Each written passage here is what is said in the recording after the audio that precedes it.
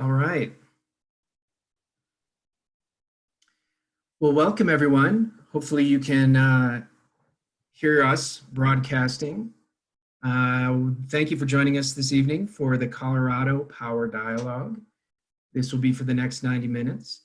There is post-production closed captioning that will be made available by about this time tomorrow. So please stay tuned for that if that is helpful for you. We've got about 250 RSVPs so far. And so if you bear with us with the technology that we're using here, we're going to do our best this evening with the time that we have. My name is Max Boykoff. I'm an associate professor in environmental studies here at the University of Colorado Boulder. I'm also the director of the Center for Science and Technology Policy Research, which is part of the Cooperative Institute for Research in Environmental Sciences. While we had initially planned to join together actually for this event at the campus at CU Boulder as part of the Conference on World Affairs, maybe one of the silver linings in this very dark cloud is that this has allowed us to bring in 250 people where that room was fit for 100 people. We are, COVID-19 has changed all of our lives. This crisis has shown how fragile that things can be as individuals, as communities, as countries, as global systems, two major shocks. And so over the past months, we've been learning many painful, important lessons from these experiences together. So we acknowledge that this feels difficult to confront climate issues and the climate crisis as we face this COVID-19 crisis. However, we have decided that there are critical reasons to discuss climate change amid this COVID-19 crisis. These reasons include acknowledging how vulnerable some may be and differential impacts that intersect with important goals and objectives of resilience and care for one another, while acknowledging the importance of evidence-based early action. These goals thread through both COVID-19 and climate change in fundamental and in vital ways. So with these things in mind, we're glad that you're staying in place this evening, listening to evidence-based policy and doing your part to help Colorado survive and beat both these crises. So with the Conference on World Affairs, this event has been made possible through the co-sponsorship of the Colorado Energy Office, the Center for Science and Technology Policy Research, the Boulder Faculty Climate Science and Education Committee, and the Media and Climate Change Observatory, as well as Inside the Greenhouse here at the University of Colorado. This is an important event that will feature presentations and then foster discussions on decarbonization, energy, and climate change in Colorado over the next decade. So this has been co-organized by an engineering undergraduate student, Andrew Benham, communication department professor, Phaedra Pezzullo, who you'll hear from on the panel, and Amy Naku-Schmidt, who's the Outreach and Engagement Director at the Center for Science and Technology Policy Research, as well as the Center for Science and Technology Policy Research Office Manager, Jennifer Katzing, and myself. So this is an event in Colorado that's actually taking place simultaneously or more or less within 44 other states, as well as Puerto Rico and Washington, D.C., as well as in a number of international locations. This is a Colorado-focused event, but we aren't an insular space. We're going to talk about many intersections that scale up beyond the state of Colorado. And this is part of a national conversation, though, that's been an effort led by Eben Goodstein from Bard College in New York, with support from David Blockstein, who is with the Association of Environmental Studies and Sciences. Now, with that mention of Eben Goodstein, I will now share my screen and cut to a video by Eben Goodstein to kick these things off. He's an economist by training. He's an author, and he's a public educator who directs both the Center for Environmental Policy and an MBA in Sustainability at Bard College. We incidentally worked on with Hunter Lovins, who I hope has joined this call this evening, who's been instrumental in that. Eben is engaged thousands of schools and universities, civic institutions, faith groups, and community organizations in solutions-driven dialogues through his work. And so if you'll bear with me, I'm going to share my screen and share this clip from Eben Goodstein.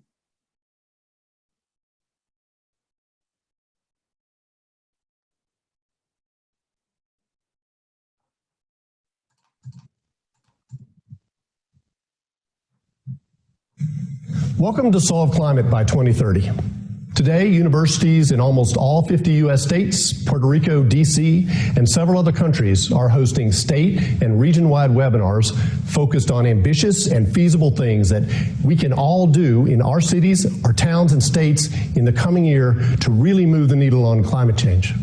Here is the most important idea to take home today. What you do locally will change the future. Fact, the U.S. state of Georgia is a top 10 solar state. The neighboring Sunshine State of Florida has very little solar power due to outdated laws and regulations. When we launched Solve Climate a year ago, we could never have imagined that today, entire countries and much of the world's economy would be shut down, with hundreds of thousands of people ill, thousands having passed away, and our health systems overwhelmed. I take that back. We could easily have imagined this. Our health experts and scientists warned us this was coming. After SARS and MERS, they told us this was coming, and yet we didn't take preventive action, we didn't prepare.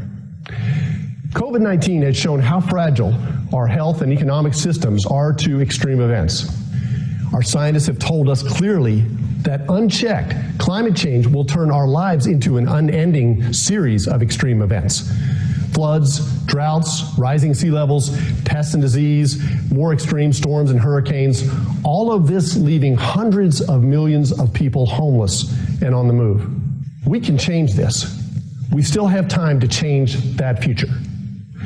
Last year, the world's top climate scientists told us that we have until 2030, 10 years now, to cut global warming pollution aggressively in order to stabilize the climate at the low end. That warning was the genesis for this national and international discussion today on how to solve climate by 2030. Solving climate in 10 years, that sounds challenging. And yet fixing the energy half of climate change by 2030 is looking more, not less likely than it was 4 years ago.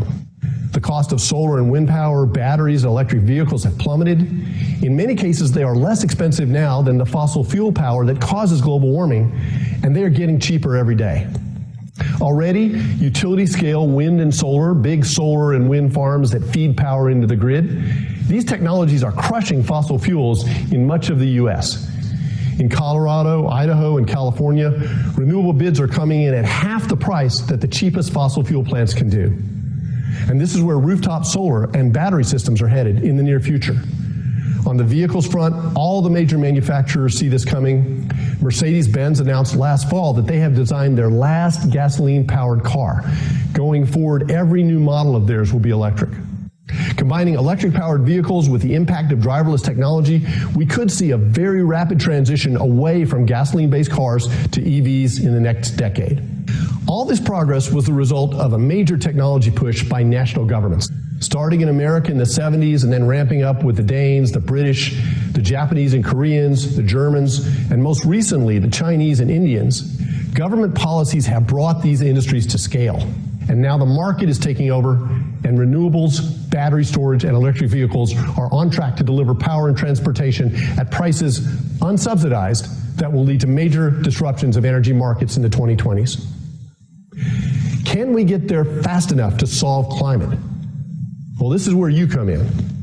With plummeting prices for renewables and electric-powered transports, the pace of the clean energy revolution will no longer be determined by Washington, D.C. and other national governments. Instead, the core action is going to be in your city, at your electric utility, and in your state capital. The key to solving climate by 2030 will be clearing the path at the local level to rapid deployment of solar, wind, battery storage, and electric vehicles. We need to get rid of outmoded laws and regulations that are holding back the transition. Florida needs to take the lesson from Georgia. It's imperative that we have justice in this transition. We have to make sure that the millions of green jobs that are created are jobs for all, and that everyone has access to clean, affordable power and mobility. Today, in Nebraska and New Jersey, in Idaho and Alabama, in Bangladesh and Brazil, we're going to find out what are 3 ambitious but feasible things that we can do right at home to smooth the path for clean energy and to bring energy justice to our communities. Following the webinar, I hope you will join a group or class discussion about what you can do to make these solutions real. Then, what next? Well, this summer, young people in particular have a terrific opportunity to both support climate solutions and gain valuable job skills in a down economy. The most powerful thing you can do to solve climate by 2030 is to join the political campaign of a candidate who best represents your views on climate solutions. In doing that, you'll also learn how to communicate, you'll gain courage, and most importantly, be part of a creative, strong, powerful vision for the future. COVID-19 is giving us a stark lesson about what happens when we ignore warnings from science. Today, we'll see how 10 years can be enough time to drive the climate solutions that we need, and that the future will be what we make it. Thank you for the work you will do to solve climate.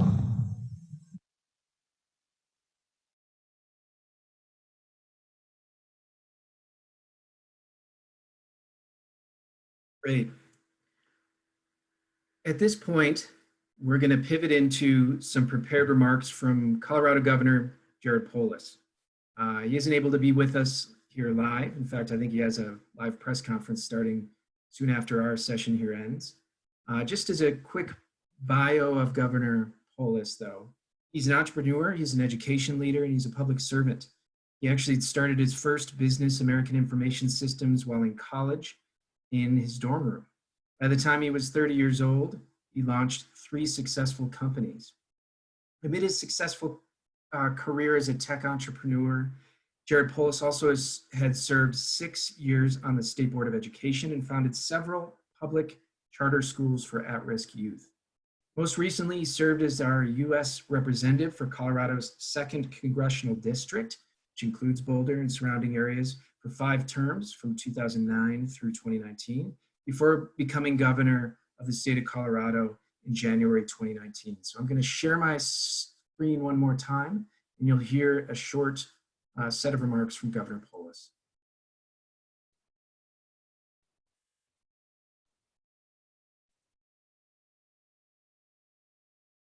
Thank you, everyone, for inviting me to speak with you today, and thank you to our panelists. Former Governor Bill Ritter, Associate Professor Phaedra Pezzullo, Laboratorio Director Jorge Figueroa, and our moderator, Associate Professor Max Boykoff. And of course, thank you to all of you who joined this event online as Colorado continues to navigate these unprecedented and challenging times. In the last 30 years, Colorado's climate has warmed considerably, and even more so lately. Right now, it's wreaking havoc on our limited water supply, hurting our farming and ranching, and impacting outdoor recreation. So as we navigate these challenging times, we can't take our eye off the ball when it comes to climate change. The magnitude of this crisis is incredibly important and affects us all. Thankfully, we don't have to choose between an inhabitable climate and a strong economy. We need to do both at the same time. Our utility partners have already taken great strides in helping us achieve 100% renewable energy by 2040. Excel, 80% by 2030, 100% 2050. Evraz announced they'd be working with Excel and BP to retire coal plants early with the largest behind-the-meter solar project in America. And Tri-State recently announced they're shuttering their remaining coal plants and transitioning to renewable energy. And on our part, we've committed ourselves by engaging in a just transition, by establishing a zero-emission vehicle standard and statewide electric vehicle charging infrastructure, expanding access to energy efficiency and community solar gardens, taking steps to green our government by setting aggressive goals to reduce greenhouse gases and use electric vehicles whenever possible, and continuing to promote our cleanest and lowest cost energy efficiency by empowering the Public Utilities Commission to modernize our electric grid. The states and countries embracing our renewable energy future are also the ones that will reap the economic reward. And now more than ever, green jobs have the potential to help guide us through these tough times and in this recovery and in the disruption that the coronavirus pandemic is causing. Our green future isn't some distant vision. It's happening today. Colorado is a leader and will be a leader. And for now, we can all play our part by continuing to engage in online events, practicing social distancing, staying at home whenever possible, and wearing a mask when you're out. Once again, thank you for this opportunity to speak with all of you and for your commitment to education, even in these troubling times.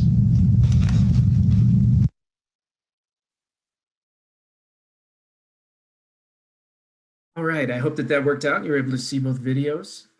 As Governor Poulos is getting at, the success of climate change efforts in Colorado over the coming decade will depend on each of us recognizing that our individual perspectives and our expertise in a variety of ways have great value in confronting a set of collective action challenges like energy, decarbonization, and climate change.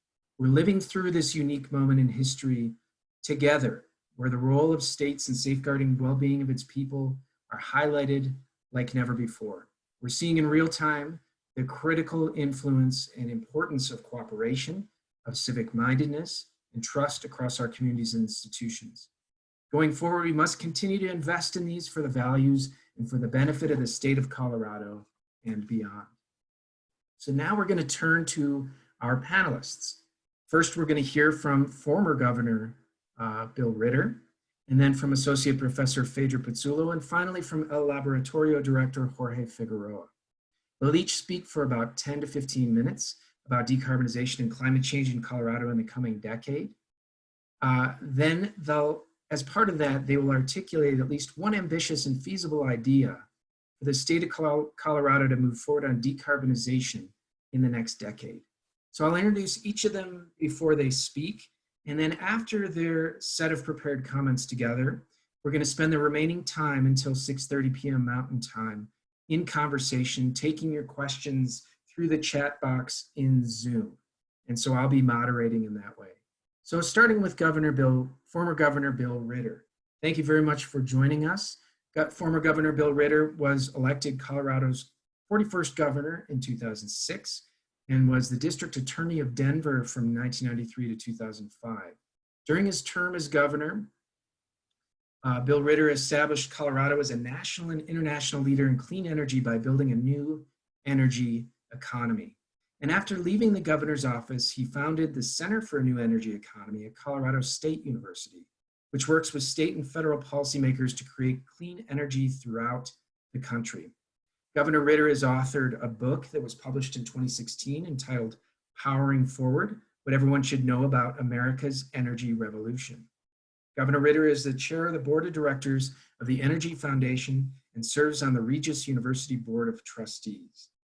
He has been a wonderful servant to the state of Colorado, to the country, and to the world. And so we're grateful for you joining us today. The floor, the proverbial floor, the virtual floor is yours. Former Governor Ritter.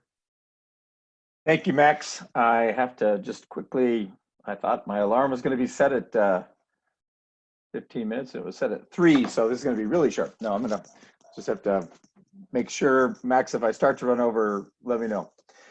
It's really a pleasure to be with my fellow panelists, with Phaedra and with Jorge, and certainly to see Governor Poulos. It certainly represents the stark time we're in, that the governor gave his talk with a mask. I think really show that he's walking the talk. But I want to embellish some of the things that he said and that our first presenter also spoke about. Before I do that, I want to talk a little bit about our past successes, because this is a time, I think, where we shouldn't spend too much time lauding ourselves for things we've done in the past, but we have to understand that challenges that might seem insurmountable, and especially right now in the time we're living in, are actually not insurmountable. There will be people who might tell you they are. There'll be naysayers to tell you that you can't do the things that you want to do. But my thesis today is going to be, if we look over the past 10 or 15 years in places like Colorado and look at the success we've had and look at some of the challenges that we have been able to meet, and we can do a lot going forward. And so I'm going to talk a little bit about the successes in terms of sort of clean energy and climate and addressing climate, and about things that have happened that no one would have believed possible. You know, we're given a lens of trying to look forward 10 years. So I think it's an appropriate lens to look back 10 years ago and to say, in 2010, I had signed legislation that said, as a state, let's get to 30% renewable with our investor-owned utilities by 2020. And again, we had all sorts of people telling us in Colorado that that just was not going to be possible. It wasn't something that could happen. We were told the technology wasn't good enough. We told it would be too expensive. There'd be people who would not be able to afford it. We were told all these things, and so many of those things actually turned out not to be true. I mean, most of them turned out not to be true. And instead, what we have is our biggest investor-owned utility getting to 30% by 2020, and without any kind of a requirement on the part of the state to do so, saying they can get to 55% renewables by 2025.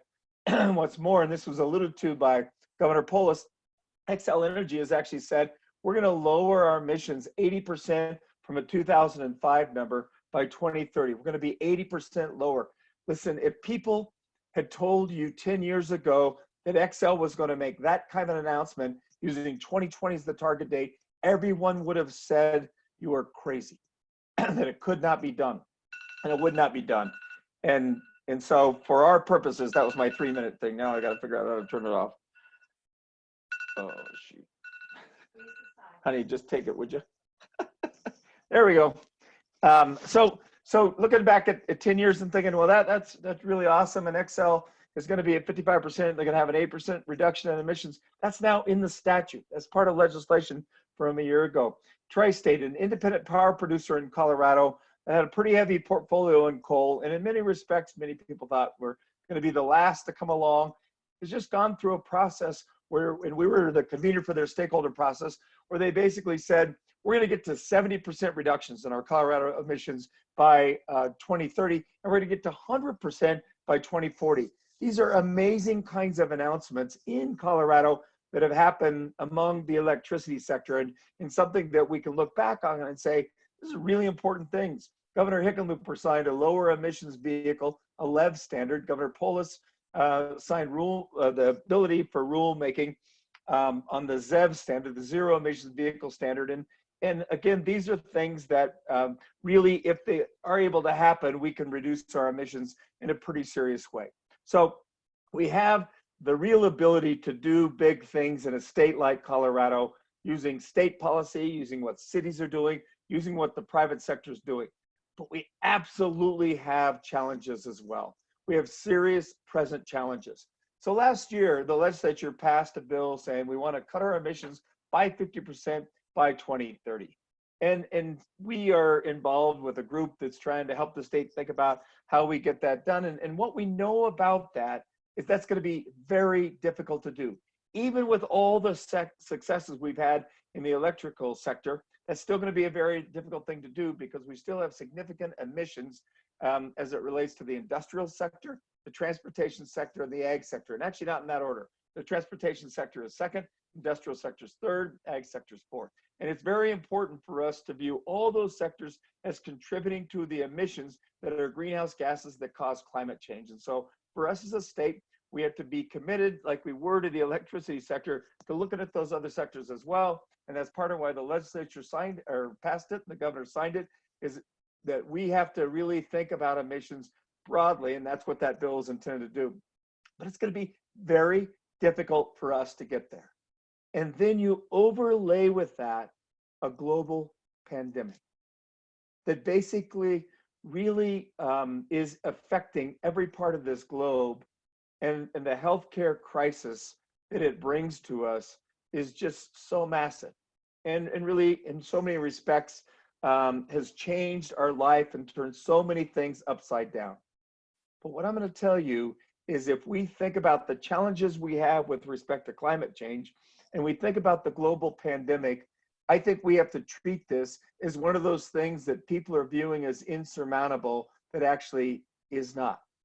That actually has a variety of challenges before us that we need to meet, and that we are able to meet if we do this and do this well.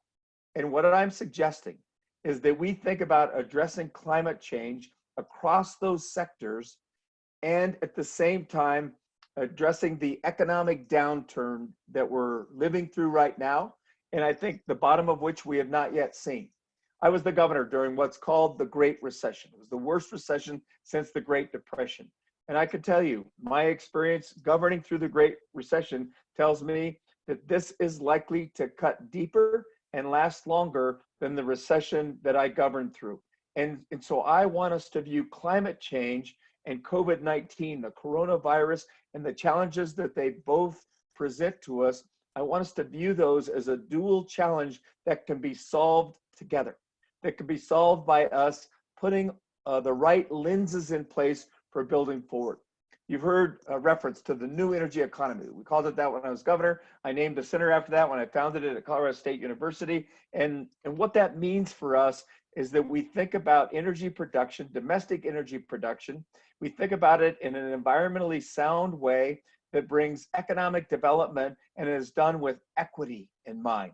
That we do it in a way that allows us to think about all people, that we don't build out a clean energy or a new energy economy or a second energy economy. We don't build it out on the backs of poor people or people of color or people from communities that have been marginalized or disenfranchised. That we really understand that we have an opportunity now to build out this clean energy economy, sort of almost starting from scratch, because the bottom's going to be an awful place to hit for so many people in our country and so many people around the globe. But let's go back to the sectors I talked about: the energy sector, the transportation sector, industrial sector, and the ag sector. What we need to do is in each of those, think about a lens that has to do with building out infrastructure that is 21st century infrastructure that supports the creation of what I would call clean energy jobs, and at the same time, thinking about what our own role is and what the behaviors are that are necessary for people to be a part of this. And it was one of the great challenges that we were given, is give the people here, some idea about things that they can do to participate in this. So let's just talk infrastructure first. Right now, we've had stimulus bills that have already been passed, signed into law by Governor. There's a fourth stimulus bill that's being considered. And part of what's being considered is what should be included in that could help us build out a clean energy economy. Go back to the energy sector. We've done so much with respect to getting utilities on board. We have 16 major utilities that have 100% net zero carbon goals by either 2040 or 2045 or 2050. And so we need to understand that part of getting there will be technology and will be infrastructure, innovation in technology and infrastructure. We need to double down on that as a country, and we also need to improve the infrastructure, modernize the grid in a very significant way. That's one of the things that we can do with respect to electricity emissions that will help us bring more renewables onto the grid, have a smarter grid that talks back and forth to consumers, and really allows us to say, we use this opportunity when we were trying to think about investments to both create the jobs necessary to build that infrastructure and to modernize that grid, but also to help the utilities lower the kinds of emissions necessary. But the same is really true about the transportation infrastructure. If you think about the infrastructure where transportation is concerned, what we need most are charging stations to support an electric vehicle grid. The electrification of the transportation infrastructure is part of what we need to do in decarbonizing that grid.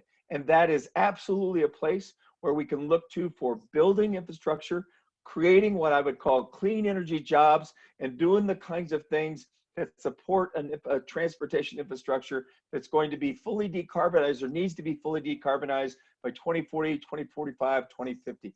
The same is true with technology in the industrial sector that's necessary to bring emissions down. There are a variety of things that we still need to understand about how to strip carbon out of those emissions or take carbon out of it altogether. But there's so much about innovation and the infrastructure build out in the industrial sector that's true as well. The agricultural infrastructure is a little bit harder. It's a little bit harder for us to understand, but so much of that's going to have us look at our own habits, look at our eating habits, look at our consumption habits, and look at the water consumption inside of the agricultural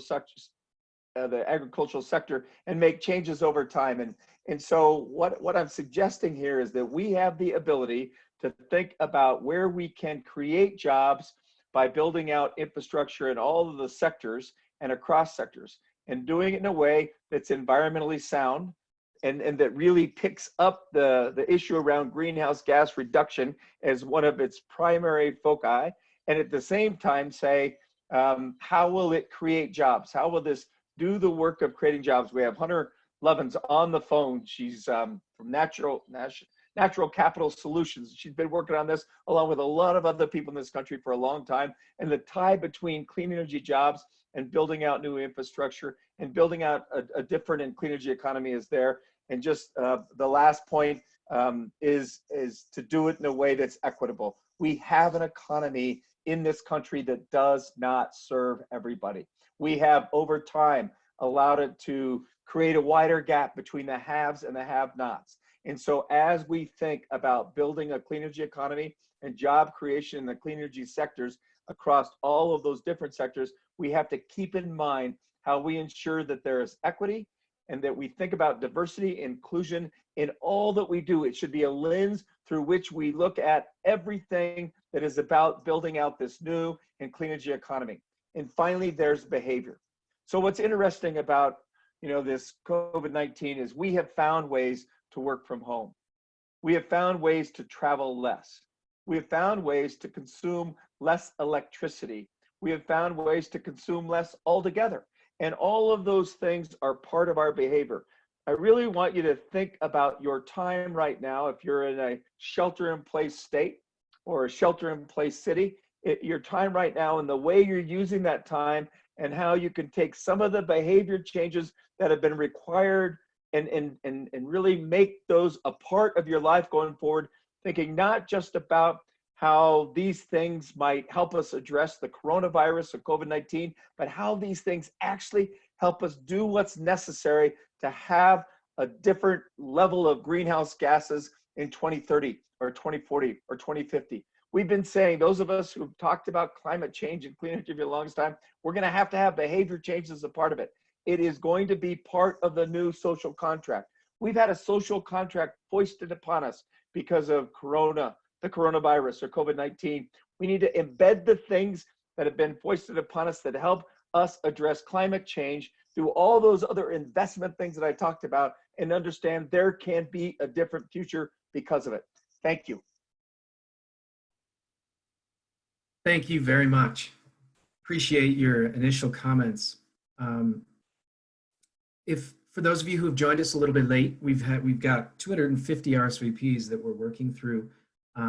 What we're doing now is we're working, each of the panelists is speaking for 10 to 15 minutes. We've just heard from former Governor Bill Ritter, and next we'll turn to Associate Professor Phaedra Pezzullo, and then to finish we'll hear from Laboratorio Director Jorge Figueroa. So if I can introduce then Phaedra Pezzullo. She's an associate professor in the Department of Communication at the University of Colorado Boulder. She is a great colleague and friend. Her first book was called Toxic Tourism, Rhetorics of Travel, Pollution, and Environmental Justice. She continues to co-author Environmental Communication and the Public Sphere, which is a textbook that is used across the country and around the world. She has co-edited Environmental Justice and Environmentalism from MIT Press and has edited Cultural Studies and the Environment from Routledge. She's co-edited books over the years. She has another one forthcoming in both English and Chinese on green communication in China, on crisis care and global futures. She speaks across the United States and internationally, including at the Sorbonne in France and Fudan University in Shanghai, China. She's deeply dedicated to public engagement. She's co-director of a number of centers on campus that address creative climate communications and just transitions, and partners with many NGOs and governments for a more sustainable and just world. So turn it over to you, Phaedra. We're grateful for your contribution to this discussion as well. Thank you so much, Max. I'm actually going to share my screen so people can see videos or images while I speak. So can you, let's see.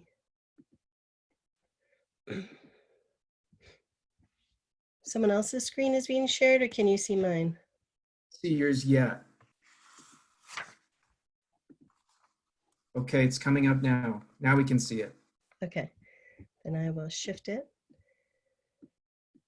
and open up. I've been looking at these two pictures since last Friday when I saw Poulis's video.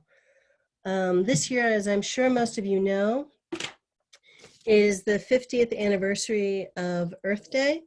and the establishment of the EPA in the United States, as well as the landmark legislation that passed in 1970, notably NEPA and OSHA, the National Environmental Policy Act, and the Occupational Safety and Health Act. I've been thinking about these two images a lot in the past week: the 1970s gas masks worn on the first Earth Day and the medical masks we are wearing this Earth Month 50 years later. Although much progress has been made to protect public health and ecosystems since 1970, it's not nearly enough. Before addressing how we can take climate action, I want to say that it's an honor to be speaking with the current and former governor of Colorado, as well as my ally Jorge. And thank you, Max, for inviting me and for your friendship and being one of the only people who knows how to say Pezzullo. So I want to give a virtual shout out to my friend, co-author, and co-director of CU's Just Transition Collaborative, Michelle Gabrielle Parrish, and all the staff from CU Boulder's Environmental Center, particularly Director Newport. Congratulations on your center's 50th anniversary and how well you channel student leadership into meaningful projects on sustainability on our campus and beyond. If folks are inclined to give them a virtual applause, I'm sure they'd appreciate it. Also, you may go to the Environmental Center website for ongoing updates on how they're coordinating Earth Day events remotely, and it's my understanding that they are tweeting as we speak. Second and last plug is for the Stand Up for Climate performance coming up in a couple of weeks. Having gone last year, it's definitely PG-13.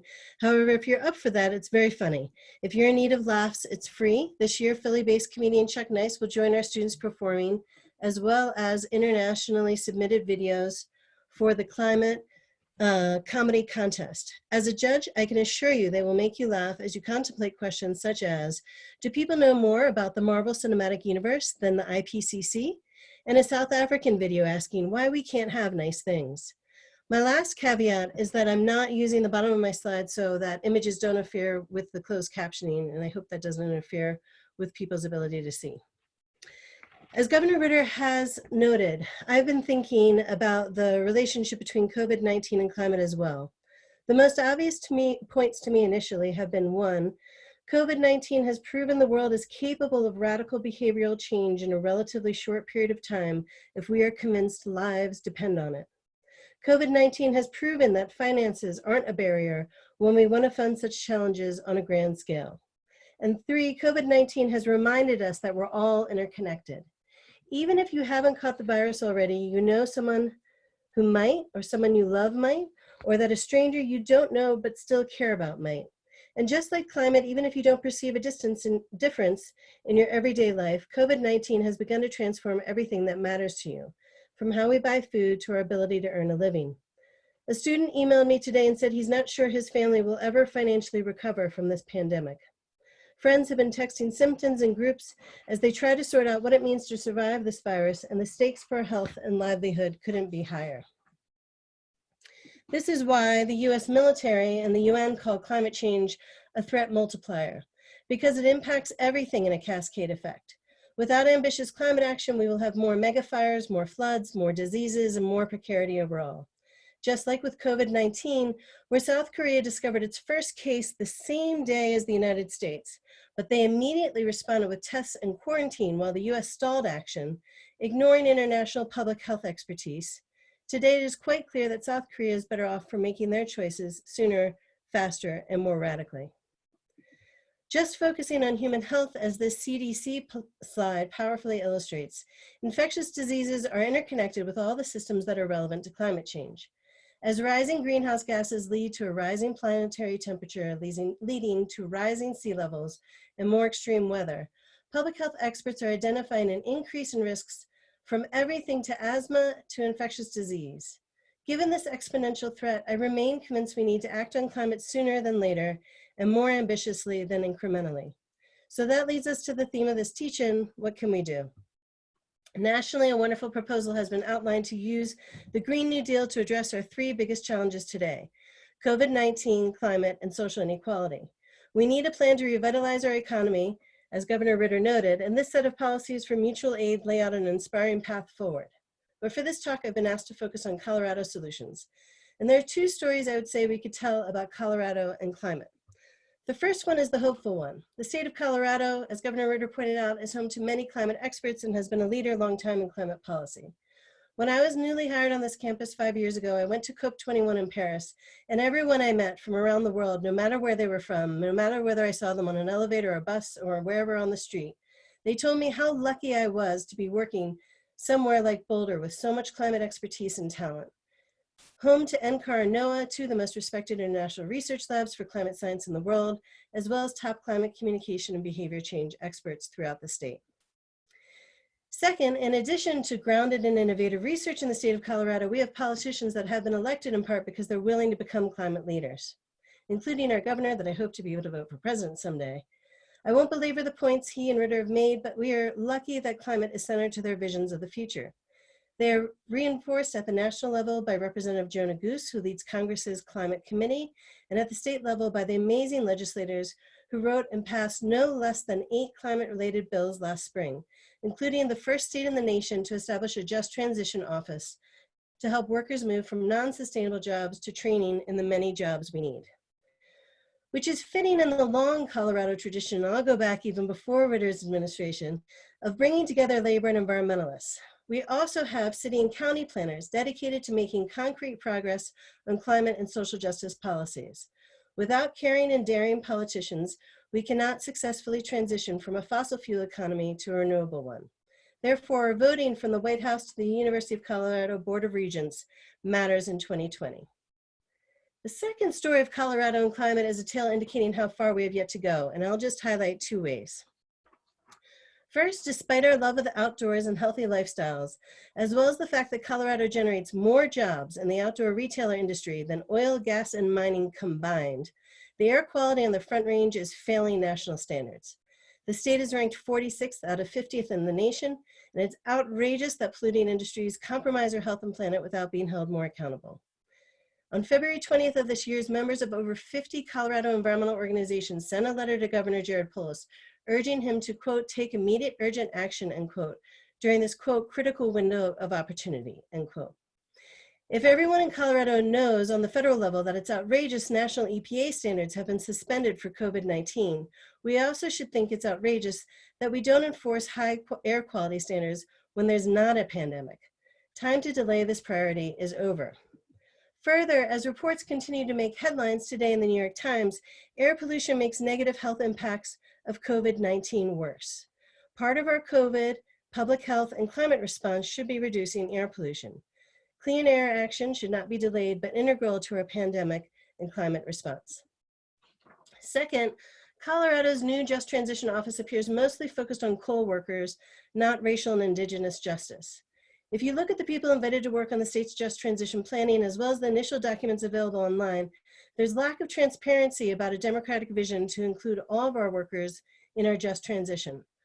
Coal workers are not the only ones who are financially precarious right now. We need to incorporate more frontline voices in that process, including but not limited to local food industry workers that will be key to developing regenerative agricultural practices already mentioned, public transit workers who have continued to work through the current pandemic in many communities and whose industry is vital to reducing global greenhouse gases, and oil and gas workers who need to become retrained in clean energy expansion, electric vehicle infrastructure, building retrofits, rural broadband development, and more. If one looks at the COVID-19 response page from the state of Colorado, you can find industry-specific resources for tourism, arts, manufacturers, media, and more. Our climate planning should be just as visionary and inclusive, integrated with the realities that the pandemic has brought us to engage, which leads me to emphasize, we need to include more voices from Indigenous, Latinx, and other non-white constituents of Colorado who historically have borne the brunt of polluting industries that do climate harm, like those who live near Suncor in Denver and those who live near fracking facilities in Greeley. Placing justice in the middle of our climate planning doesn't just mean thinking about coal, it means, as we involved in the Just Transition Collaborative have argued, thinking about public participation, public projects, and public policies inclusively and holistically. That is what the Just Transition Collaborative has been advocating for with the City and County of Boulder, as well as beyond. As this slide shows from Stanford University's Solutions Project, we have energy solutions. And we also know from research from organizations such as Project Drawdown what are the key sectors that have been quantified for their greatest impact on climate action, including eating a plant-based diet and educating young girls. The two statewide solutions I've highlighted for Colorado priorities are: one, enforce cleaner air standards, which inevitably will not only improve air quality and public health, but also reduce greenhouse gases. This should include a statewide fracking ban. Two, listen to frontline communities about what a just transition could become. COVID-19 is impacting us all, but not all equally, just as climate impacts us all, but not all equally.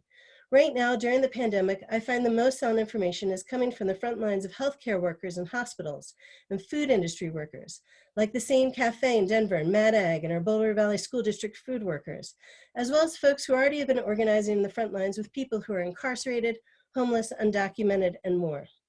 If you don't listen to nurses, medical doctors, farmers, and social justice advocates, your vision of the future will be incomplete at best.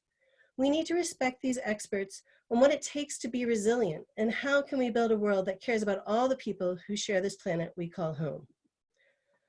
Our barriers to climate action, therefore, aren't that we don't have technical and scientific solutions, but that we haven't enacted them. We need to improve our creative climate communication and behavior change efforts to change our culture. As COVID-19 has taught us, we can make radical collective changes in a short period of time if elected leaders are clear that the choices are being made to improve the public good of all of our state residents. And as it has also taught us, the longer we delay action, the greater the challenge will grow. We need to imagine a world that acts as if we care. This cultural work will take all of us. We all have good days and bad days. And for some of us, the fact that some people are just thinking about financial precarity and physical safety for the first time during this pandemic seems privileged. However, my hope is that we all think about this experience and what it can tell us about how to address safety, healthcare, justice, and ecology together.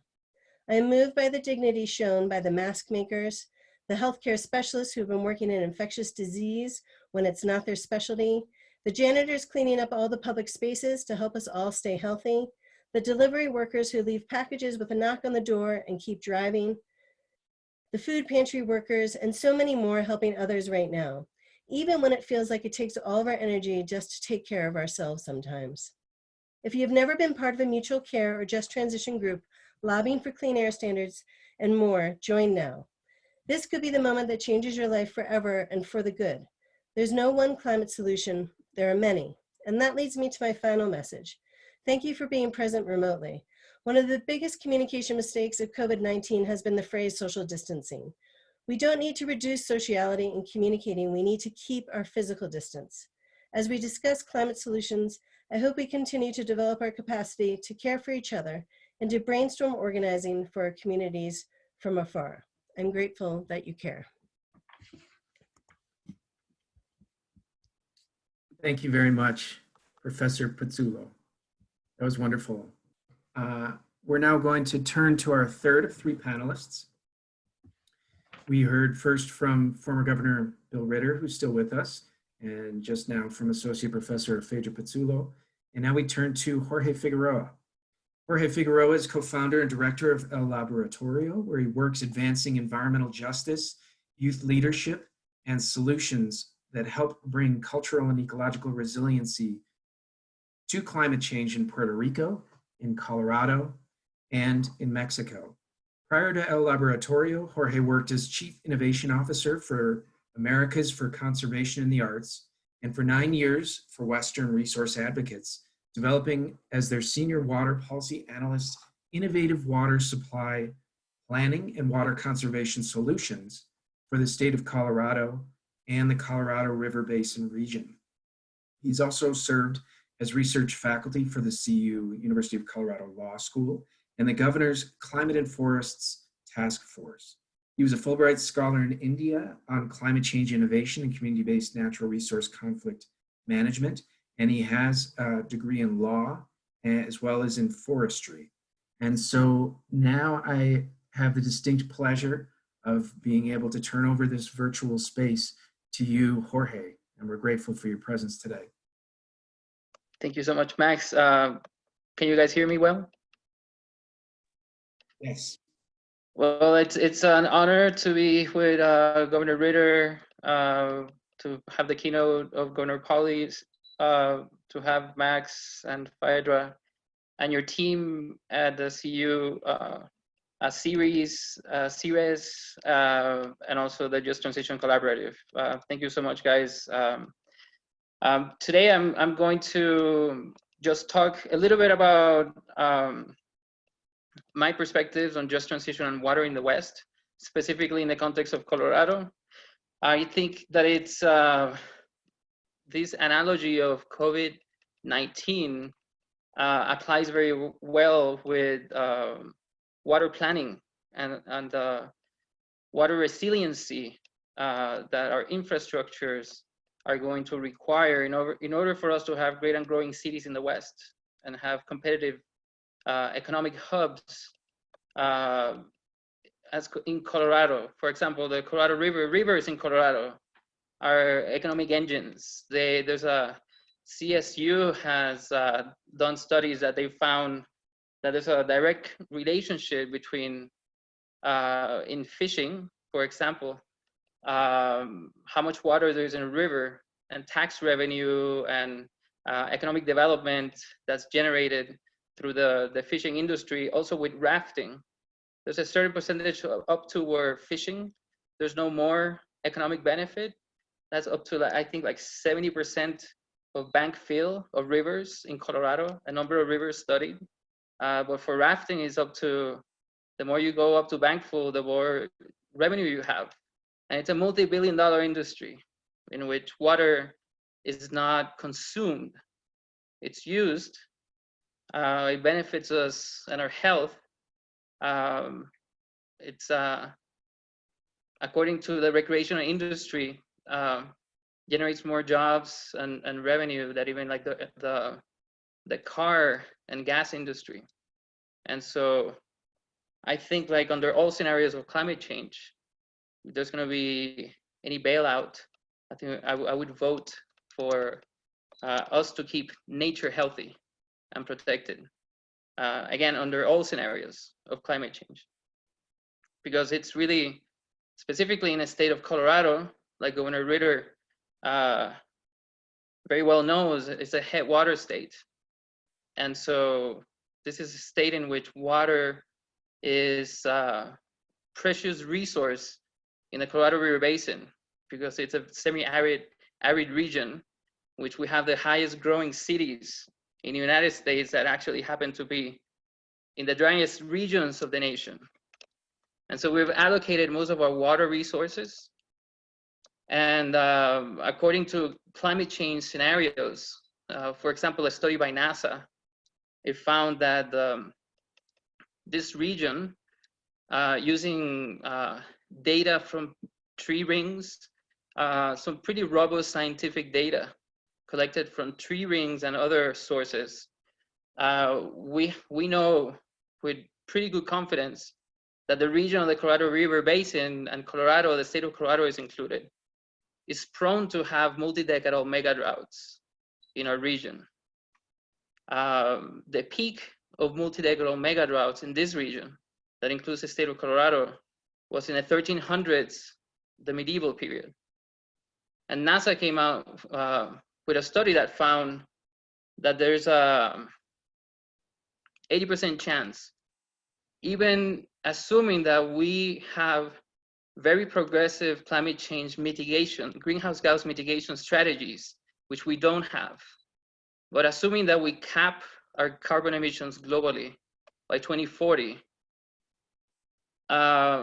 even under that rosy scenario that we have in the state of Colorado and the Colorado River Basin state region, a chance of 80% of having multi-decadal mega droughts of higher frequency and intensity than at the peak of the medieval period, starting in 2050 to 2099. That sounds like really high to me. If I had a 10% chance of having a catastrophic car accident, I would never get in a car accident, or would I put my family. I would never get in a car, or I would ever put my family in a car. If I had with pretty good confidence, like 10%, it would be a very serious necessity for me to put my family in a car under those scenarios. So 80% 80% chance, according to NASA study, that we'd have multi-decadal mega droughts of higher intensity and frequency than at the peak of the medieval period starting in 2050. And so I was working for like 8 or 9 years with an environmental organization called Western Resource Advocates, and my service area or my sector was the municipal water area. And I worked doing some wonderful work, but I've encountered, I haven't encountered like the urgency, for example, that I think is needed to like really radically transform the way that we use water in order for our cities to thrive under multi-decadal mega droughts of more intensity and frequency than at the peak of the medieval period. So maybe we're thinking that it's, 2050 sounds pretty far away. I quit my job working at Western Resource Advocates because many of the projections that I've been using, like between 2050, 2099, 2070, for example, happened in 2017 for me in my homeland with Hurricane Maria. I think that Hurricane Maria was exacerbated by the warmer waters of the ocean. And so before Hurricane Maria, we had other disasters like the earthquakes in Jamaica. We had Hurricane Sandy. We had Hurricane Katrina. And we've had this series of events that have caused kind of like the COVID-19 issue, but for isolated communities that haven't like really touched us. And so people haven't really taken seriously climate change unless like you're really at the front lines.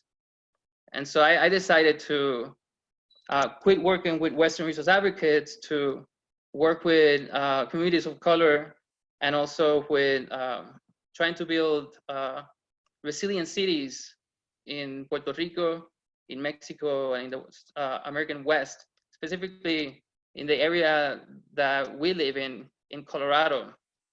I want my children's cities to be resilient to what's coming in climate change. Metaphorically, I think that we need to figure out how many ventilators we're gonna need, in terms of how we're gonna be able to be resilient to these types of droughts. Again, metaphorically speaking, and I don't wanna be insensitive to the patients of COVID-19 by using that metaphor, but it's just that a big concern is that planners and cities and new communities are built in ways that, including potable water systems, that are not resilient to what's going to be coming through the pipeline of climate change in the next 20, 30 years. And maybe, right now we're investing in projects, public infrastructure projects in the billions, trillions of dollars, just in the urban public water systems. And we need to make sure that those systems, these are long-term debt projects that we're putting our cities in debt, that it's going to be our children who will be paying for that debt, and water ratepayers. We need to ensure that all those investments in the billions and trillions of dollars benefit the most people. And so, number one, just transition for water, for me, what it means is that it's already assumed that we're going to be investing in billions and trillions of dollars to make Colorado cities resilient to multi-decadal mega droughts. Under that framework and the transformational change that has to occur in order for that to happen, just transition for me means that vulnerable communities and traditionally underserved communities should be prioritized, including together with other sectors that are critical for us to have great and growing cities. So like the food sector, agriculture, the outdoor recreation sector. And so since working with the Laboratorio, after Hurricane Maria, I also work with Americans for Conservation of the Arts. I have been Also, very blessed to work with other partners that I just quickly wanted to mention, because I think it's also the type of vision that I think is going to require transformational change in our cities, to make our cities like saguaro cities, cities that thrive with green infrastructure that's highly efficient and optimal in its use. And we can totally do it with technologies from today. So we know that for a fact. And so it's not that we need to develop like science fiction solutions. Even the solutions that we have right now, if we invest in them and do them accordingly, following best practices, we can have saguaro cities, and we can ensure that our children's cities thrive under all climate change scenarios. But that would be like my challenge, would be how can cities become like saguaro trees, who are like the emperors of the Sonoran Desert, that they thrive by this immense green infrastructure in the middle of a really dry area. I think that's the biggest challenge. And when we build the saguaro cities, the important thing also is that the investments and the projects benefit the most people as possible. And so the shout out was that I wanted to make was with some of the colleagues I've been working with, Lincoln Hills Cares, Mulberry Green, CU, Colorado State University, the CU Boulder Collaborative, Just Transition, Governor Ritter, I've worked with you in multiple projects, the National Renewable Energy Laboratory, Project Inspire, that is trying to ensure right now that this transformation on renewable energy, when it occurs, when we use agricultural lands, that we make sure that we keep those lands into production. And we make sure that we can bring as much, not only economical energy security benefits to farmers, but multiple other benefits to farmers, their cattle, and also the quality of the crops. And so there's so many solutions right now happening, and there's so much that we can do. I don't have any doubt right now of whether or not we can build resilient cities and ecosystems facing even the most serious scenarios of climate change. But we need to do it in a very well thought out manner, specifically the billions and trillions of dollars of investments that we're going to be making into our built communities. Thank you so much. Great, and thank you very much, Jorge. We are going to pivot from our originally planned chat room within Zoom into two different ways. What we're going to try and do is we're going to, I'm going to send out a tweet right now. So for those of you who are on Twitter, you can reply to that tweet that has tagged our panelists on it. And you can submit your question that way that I'll moderate. Alternatively, you can email Andrew Benham, who had sent you the Zoom login information for this particular event. And between the two, Andrew can relay them to me, and we can make sure that we take on your questions. And so with that pivot, give you all a minute to do that. I realize not everyone is on Twitter, of course. So you've got that second choice though, because presumably you have heard from Andrew to get the information for this particular session. So feel free to then reply to Andrew as well. So as you do that, and we do want to definitely hear from you in the nearly 30 minutes that we have left together, I want to follow up first as moderator for the three panelists. So thank you so much, Jorge, for your contribution in that third set of planned comments. And you really helped us connect up a number of issues, including water and climate change, including frontline communities and expansive views of expertise. So my question for the three panelists is to elaborate a bit more on, I was really struck by what Phaedra where Phaedra had begun, talking about this month being the 50th anniversary of Earth Day. Where have we come from there to now setting up a just transition office at the state of Colorado? And where do we need to go in terms of just transitions in order over this next decade in order to address this challenge that's been put before us, the state of Colorado, for decarbonization, for energy transitions by 2030. And so for the three of you, it looks like former Governor Ritter, you've unmuted yourself. Would you like to begin? Yeah, I mean, in terms of just transitions, I think it's a broad conversation. And because we are experiencing globalization, not just an economy that is globalized, but the problem of greenhouse gas emissions is a global problem that has its making in industrialized countries. I think of the just transition here in Colorado. That office was set up really to think about communities that have been left behind. And we're actually doing some work headed up by Suzanne Tegan, who's on this call, doing some things in the community in Craig, trying to understand what's the just way to transition out of a fossil fuel-based economy into an economy, an energy economy of the future that's a clean energy economy. That's a justice issue. That's number one. Maybe not number one in rank order, but it certainly is important. But there's also this issue around a just transition, is how do you build out an energy economy and do it in a way that brings along people, so that the price of energy isn't something that becomes unaffordable by people who live at the margin.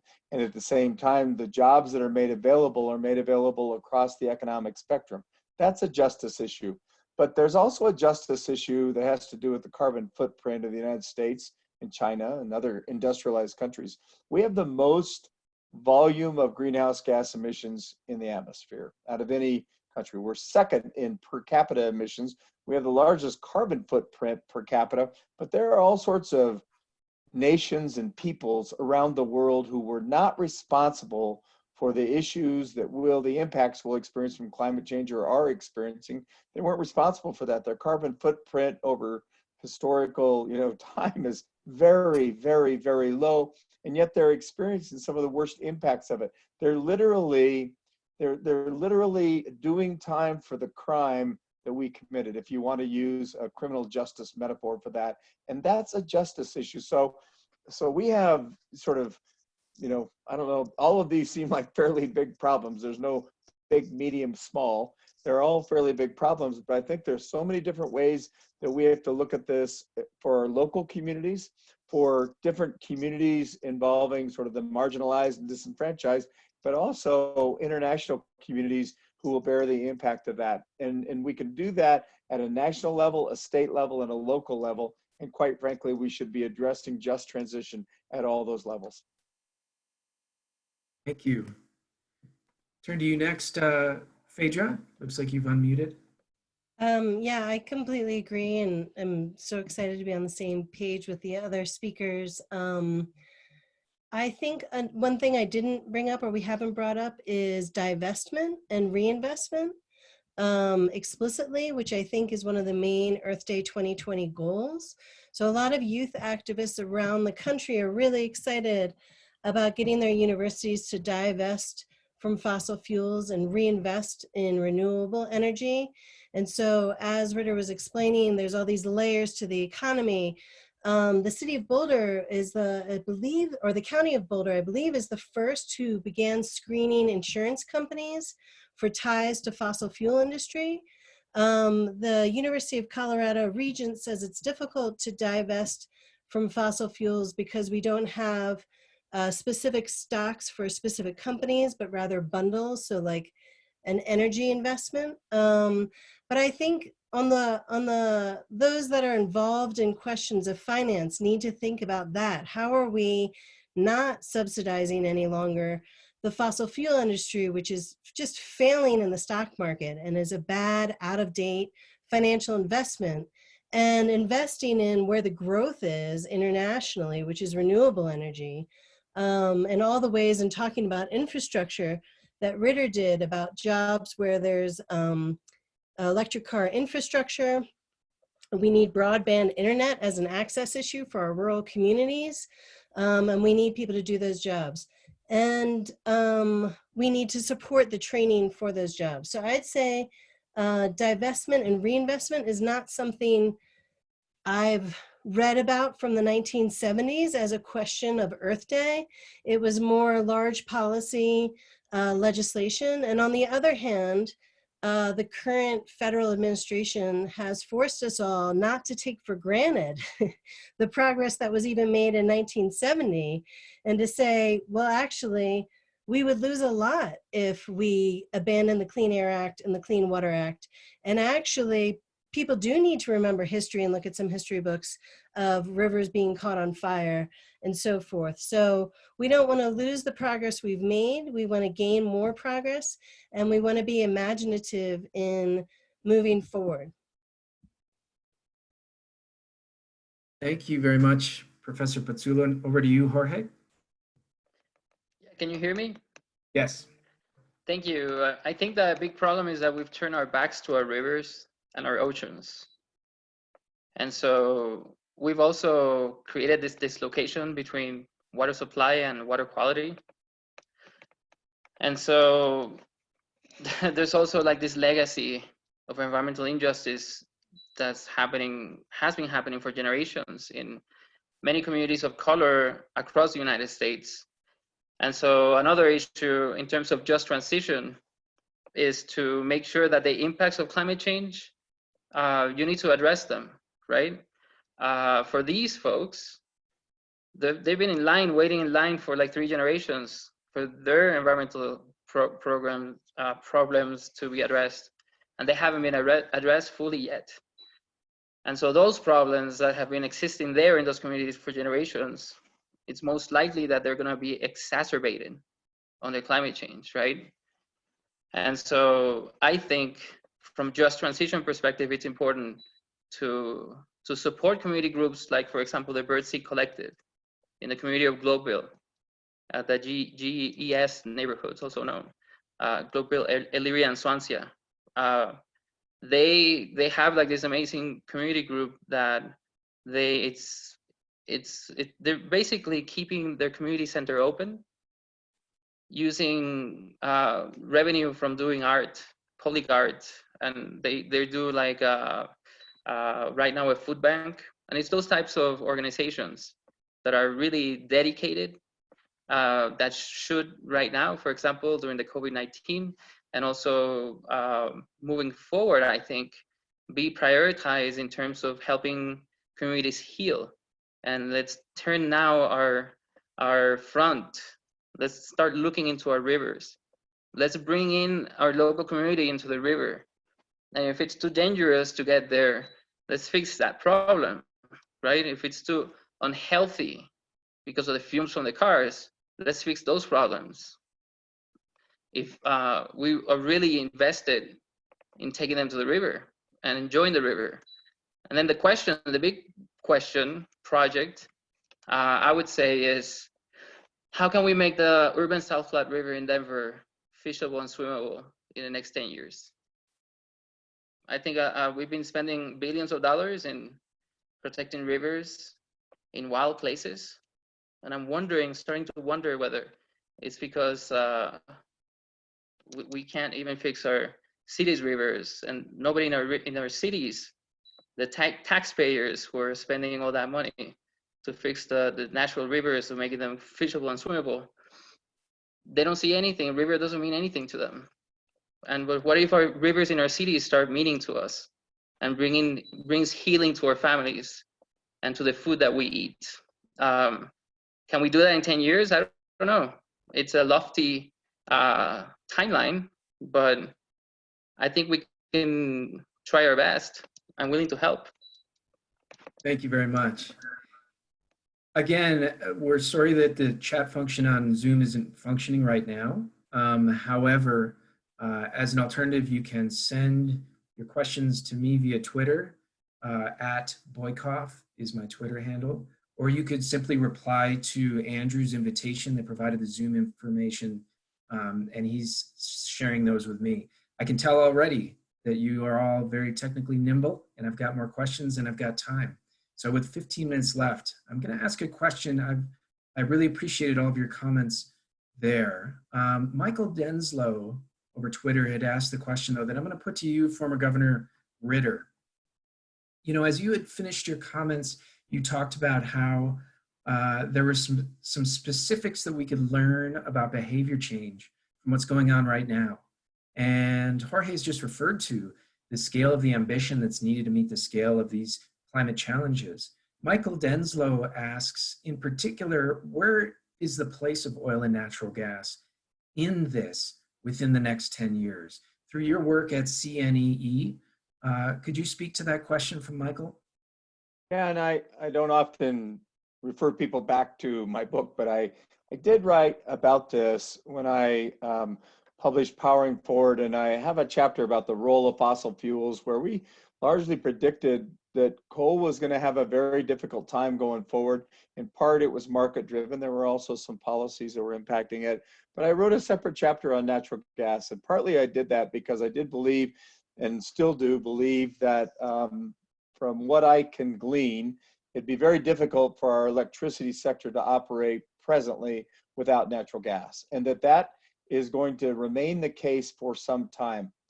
We have a group of utilities that have set goals of 100% zero carbon. And really, it's pretty laudable that the utility sector has moved in that direction. Most of them, when they say that, will also say, but they don't know how with present technology they're going to get there. And partly that's because they want to, at the same time, keep the electricity generation reliable and affordable. And so there may be some technologies on the storage side that could help us get to 100% and help us get there more quickly, but they would not remain affordable. And so I think the utility sector is one of those sectors that's looking at innovation, and part of the innovation they're looking at, and you know, there may be people on this call that absolutely disagree with this, is to look at how to strip carbon out of natural gas production and how to do what you can to capture all the methane, and then when you produce electricity from natural gas, how to decarbonize it and use that as sort of one of the innovation solutions that gets you to zero carbon. And so right now, if you said, let's shut all the natural gas off in the country, we'd have a pretty tough time doing it. Interestingly, in the West, we have an abundance of renewables. So when we've shut down coal since 2008, and we've shut down a lot of coal, we're going to shut down probably close to the rest of coal by the middle of the 2030s. When we do that, we've not built new net natural gas. We've built some new natural gas, taken some out, but mostly we've replaced that really with renewables. That's not true of the rest of the country. They've replaced the coal that they've taken offline with natural gas. So what I would say is that may be a 10-year, a 15-year window where we're able to do that, but natural gas still is a hydrocarbon when you burn it, and you don't decarbonize the flue stack. So unless we have a way to do that, natural gas has a part to play in decarbonizing, but it's a limited role for a 15 or 20-year period, and it has to go away altogether after that for us to get to these big goals we have for 2040, 2045, and 2050. And so I think there's real hope on the part of the utility sector that they can find some ways for decarbonizing the combined cycle natural gas plants that are being built presently. Otherwise, they're going to strand those assets the same way coal companies have stranded, or utilities have stranded, coal-fired generation because of both market and carbon. Thank you very much. And in the limited time that we have and seeing these great questions come in, I've got a question for each Phaedra and Jorge to follow, and then perhaps you could also feel free to respond to former Governor Ritter as you do this. The next one comes from Mike Kimball. So thank you for joining us from the University of Northern Colorado. He says, as we've seen with the pandemic, I'm asking you, Jorge, in this case, as we've seen with the pandemic, states have begun competing with each other for resources. This is also a climate change scenario in which, for example, Colorado and other states in the American Southwest compete with each other for water rights. Is this a reasonable scenario? If so, how can it be addressed? That's for you, Jorge. So I went to law school, but I don't consider myself a water lawyer.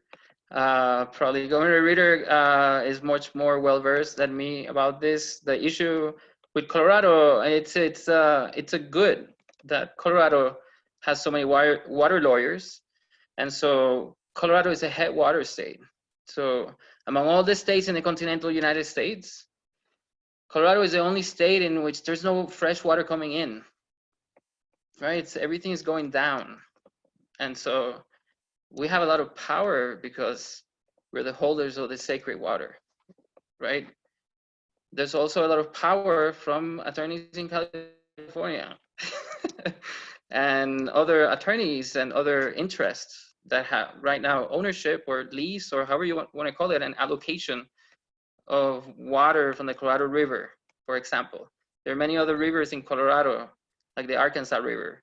And Colorado has compacts with other states that deal with those conflicts.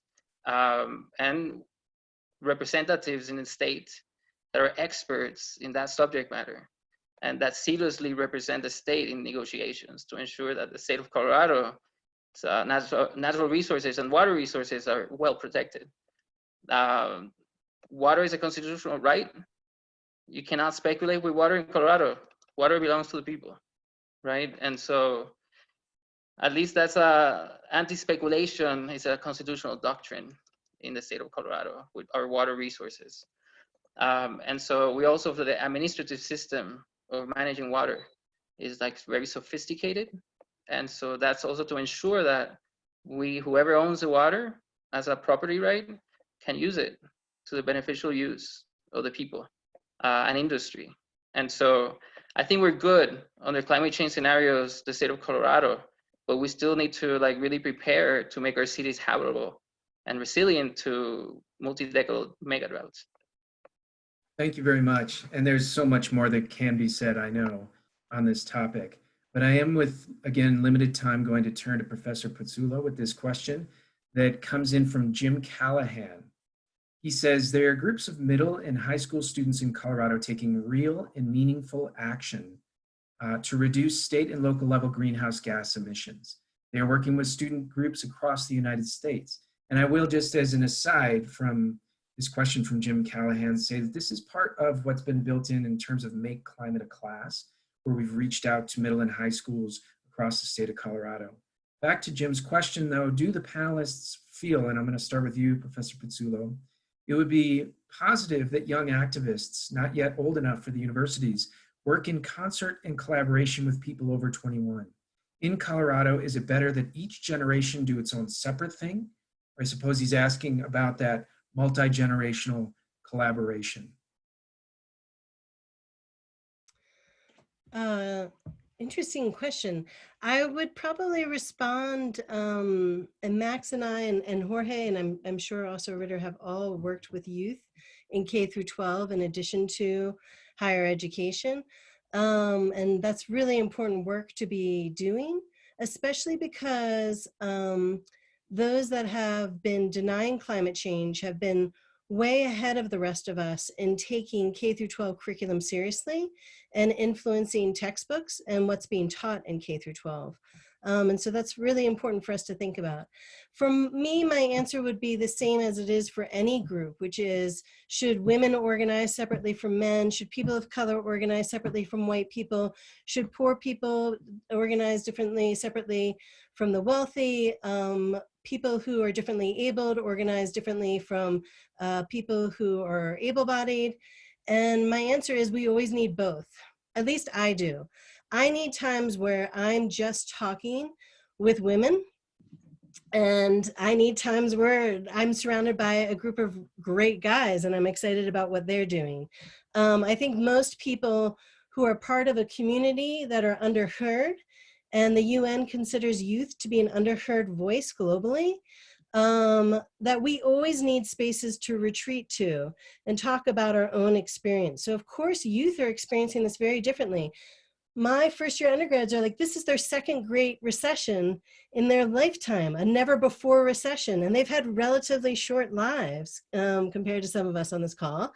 And they've always lived in a crisis state. They've always lived with 9/11. They've always lived with feeling some sense of fear and hearing that at the national, local, state level. And so I think youth do have a different perspective, and youth are interestingly more impatient about issues like the only thing, and people, everyone should buy Ritter's book. It's a very good book. And the only thing I disagree with them about is natural gas. And they're tired of it because it's not democratic. And so I think we need both. I think the short answer is youth should organize on their own because they have unique voices, they're creative, and they tend to be very ambitious and fighting for the future in a passionate way that sometimes other generations won't. Or they said, oh, well, we tried that in 1972, so we're not going to try that again. And they're looking at these people like, what? Why wouldn't we try it again? Everything changed since then. And so hopefully everybody does both. Thank you very much. With the time that we have left, I'm going to put one final question to all three of you and then ask for your final comments, if you will. Each person will get about a minute, unfortunately, as time has run out. This comes from Heidi Stelzer, who's in Durango, Colorado at Fort Lewis College. She asks a very fundamental question: how can we foster trust in science across Colorado? So that's the question to put to all three of you. And in responding to Heidi's question, if you could please just share some final thoughts today. Who would like to begin? I can begin. I think that it depends. So I think most people trust science. It's like trusting, there's a saying like the people don't trust lawyers except their own lawyer. I'm sure that when people go to their doctors and they're sick, they trust what the doctors are saying, mostly. And I think that it's really important for us to trust the doctors and people who do their PhDs, who dedicated their lives to studying and modeling climate scenarios and precipitation and tree ring data and all that stuff that gives us like really robust data. And also that the people who developed the robust system of analyzing that data to give us with high confidence, you know, how dry is this place where we live and call our home in Colorado? And, you know, what's the likelihood of it getting drier under climate change? And those are fundamental research questions that we should be investing money in, and that we should be trusting the researchers who are, I would say, in a non-partisan way, trying to like honestly figure out these questions. Thank you very much, Jorge. Phaedra or to Governor Ritter? I'll go so Ritter can have the last word. I really love Heidi's work. We actually did a panel together at the University of Denver. So this really is a Colorado-wide conversation.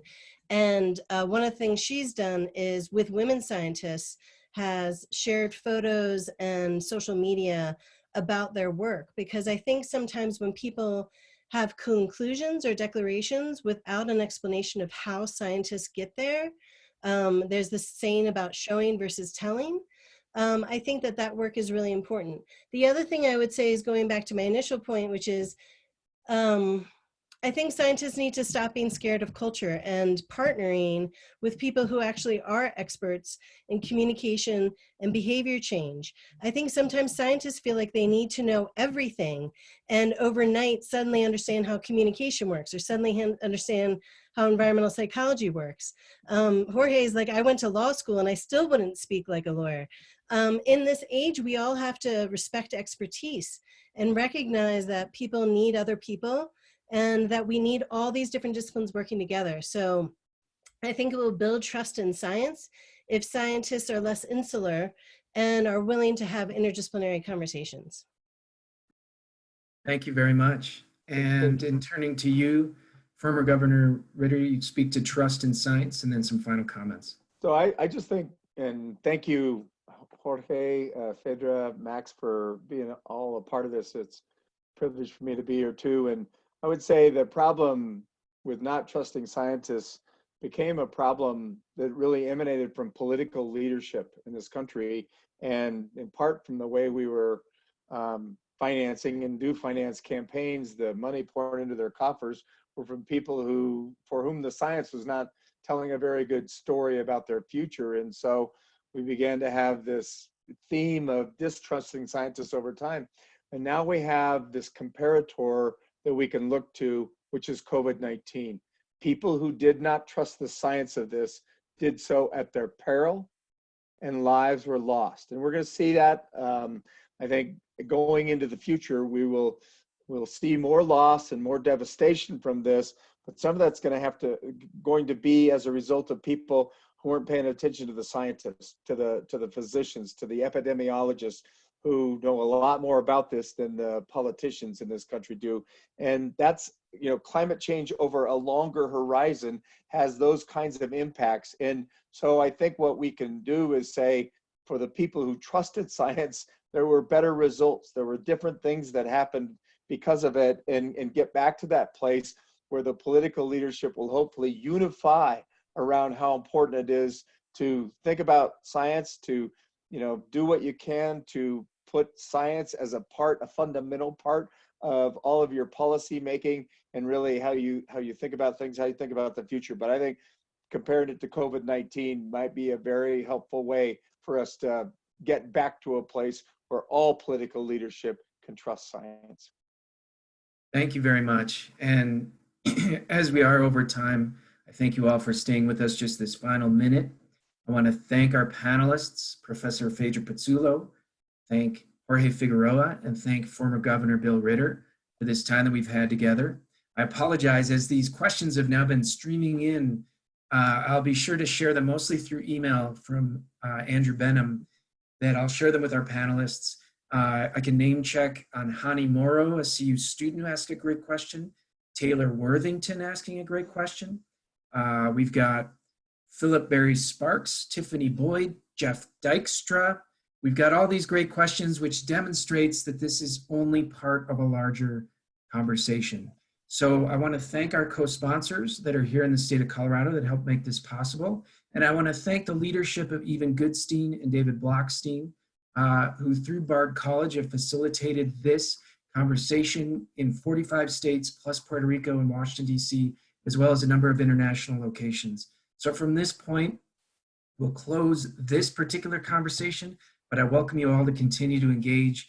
And once again, I thank you all very much for the time you've spent with us this evening. Thank you, Max.